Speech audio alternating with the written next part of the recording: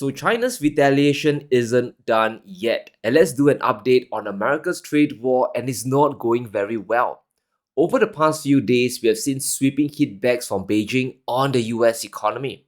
We have gone past the point of tariffs. Yes, a 10% import tax on US LNG will hurt, but China isn't stopping there. They are now weaponizing their supply chains and choking Washington's access to critical metals. Trump's plan to reshore US industry is now under fire. China has imposed harsher export controls on the US, and this time the ban falls on tungsten, which is especially crucial to weapons manufacturing. Companies in the US are panicking because they didn't expect China to retaliate this way. Tungsten is used throughout the US economy. You need it for wiring, electrodes, welding, heating. It's one of the strongest metals in the world. So industries from mining to construction, they all need it. Now, tungsten is a strategic metal because we need it basically to make hardened steel, and this is critical for industrial machining. All the heavy equipment that we make in steel needs tungsten carbide tools and other hardened steel. There aren't many deposits like this around the world. Geology is not fair to every country. It's unequally distributed. The main ore deposits for these right now are in China, Korea, and Russia. The United States does have some, but we are not really mining it anymore because they're fairly small. That's why China is moving to choke supply to the US. This is a critical mineral, and Chinese suppliers, they account for the bulk of global production. By constricting the supply, US companies are going to find sourcing it near impossible. Here's why China's ban is just so scary. They produce over 67,000 tons of tungsten in 2024, the biggest production of any country in the world. They also have the biggest reserves of the metal. Russia, China, and North Korea, they have about 90% of global tungsten output. And how much does the United States have? Now, I kid you not, the US produced 0 tons of tungsten last year. 0. So obviously, everything has to be imported into the country. But the majority of suppliers are either part of BRICS, they are against the US, or they are good friends with China. So there's a big geopolitical problem as well. Now, Trump's trade war just made the situation worse. The metal isn't used just for weaponry and the military. You also need it to make semiconductors. Companies like Nvidia and TSMC, they rely on tungsten to manufacture their chips. And where do they get their supply from? Chances are they are buying from Chinese suppliers.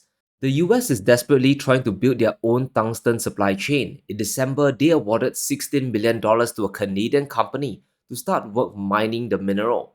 This is where Trump's trade war complicates things. Where is this mine located? It's located in Yukon, Canada. And which country did the US recently tariff? It's Canada. The level of decision making in Washington is really bizarre. Why would you tariff your neighbor who you are relying on for that critical metal? Apart from tungsten, China has also banned a ton of rare earth exports to the US, and these are perhaps even more dangerous than Beijing cutting away US LNG. These restrictions are going to clobber American industry, especially when Trump wants to bring semiconductor production back to the US.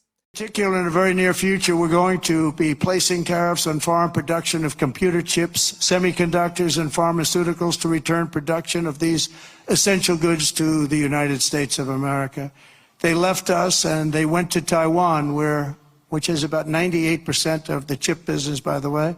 The only way you'll get out of this is to build your plant. If you want to stop paying the taxes or the tariffs, you have to build your plant right here in America. That's what's going to happen at record levels. The US is already facing a tsunami of escalating costs.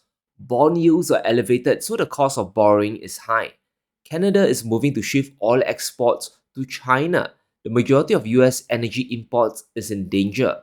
And by squeezing rare earth supply to the United States, Trump's reshoring plan will be under fire. And here's why.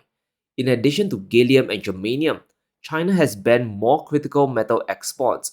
This includes bismuth, used in atomic research. China controls 80% of the market. Tellurium is used in solar panels and memory chips. China controls 3/4 of refined production. And molybdenum, which is used for steel alloys and in the oil industry as a catalyst. China accounts for 40% of global production, 3 times more than the US last year. An economic war is multi-dimensional. So far, Trump can't see beyond his 10% tariff on China. But the Chinese, they're hitting the US from all angles, not just headshots but body blows as well. This is the power of global supply chains. Now, they take a lot of time to build out and they take trillions of dollars upon trillions in investment. This is where China is investing their trade surplus into. It's a big reason why attempting a trade war with China is going to be very painful. Even if you sanction away all of China's assets, you can't build a supply chain overnight. As of today, China controls two-thirds of global rare earths production, and their annual growth rate is 10%. While the US practices diplomacy using the US Navy and the dollar, China is playing a completely different game. Beijing is playing the resource card as a retaliation tool. If you work with us, you can access all these metals for your economy and even for your military. But if you don't, we can literally starve your manufacturing sector. We will dismantle your industries. You won't be able to make cars, you won't be able to make chips, and you won't be able to make missiles at an affordable price. Now, the story keeps getting worse for Trump's economy because there's a limit to how much you can push Canada. Now, calling Canada the 51st state of the US and making fun of it every single day will draw pushback. And now the Canadians are all up in arms. They want their country to diversify trade away from the US. Canadian support for sea-to-sea pipelines nears a whopping 80% across all provinces. This means constructing supply lines from the oil and gas fields to the western coast as well as the eastern coast. Now, by supplying energy to the eastern coast, Canada can sell energy to Europe, who is in distress. Countries like Germany have an energy crisis, so they will pay more for oil and gas. And by building pipelines to the west, Canada can start supplying Asian countries like China. Now, the Chinese will be an eager buyer because they need to power their industries. They can't wait to decouple from US oil as well. And either way this goes, Canada will be earning much more than selling to the US down south. Yes, there is an established network of pipelines to US refineries, and yes, it's definitely easy to sell oil to the US. There are multiple connections and pipelines available, but relying on that is short-term thinking that will backfire on Canada. And if you don't, you'll be hearing this every single month. You're subsidizing Canada to the tune of over $100 billion a year. We're subsidizing Mexico for almost $300 billion. We shouldn't be subsidizing. Why are we subsidizing these countries? If we're going to subsidize them, let them become a state. But for the US, they are now in the find out phase of the tariffs, just like how Canada is moving to sell oil to China. They are now finding new buyers for their gas production. Amid US tariff threats, Canada is now looking to Japan to buy more LNG. Asian countries are energy hungry, especially Japan, that needs to bring down the cost of energy. Now, Japan imports a ton of LNG. It accounts for 30% of their total energy generation, and currently they are buying a lot of US LNG, which is extremely expensive. Consider what Japan is facing today. They could be tariffed by the US, and China is their biggest manufacturing competitor in Asia. They have to bring down their cost of production to just survive, and this is where Canada can come in. Canada today has the ability to export LNG to the world, and the timing is perfect. By the middle of 2025, they can deliver their first cargo. In addition, they can export up to 14 million tons of LNG per annum. This is a big amount considering Canada doesn't have any major export facility a few years ago. Everything now depends on price. Countries like Japan, Southeast Asia, and especially China, they are very realistic buyers. Does Canada have a price advantage over the US? Well, apparently they do. In 2024, gas supply in Canada was trading at a low of 30 cents per million BTU. That's 3 times lower than the US prices in the Northwest. So if it came down to a price war, Canada would likely win. Selling LNG is a much more lucrative business, especially when you sell to Japan. The margins are bigger and you will have a huge customer with a big appetite for gas. Over the last few years, Japan imported over 60 million tons of LNG annually, so they could in fact absorb the entire volume exported by the LNG Canada project. The Canadians actually have the leverage here. Let's ask a simple question. Why is Canadian gas so cheap? Well, it's all about supply and demand. When you only have one customer, you don't have any bargaining rights. You take whatever price you can get from the Americans. Canada is America's biggest natural gas supplier. 99% of all US natural gas imports comes from up north.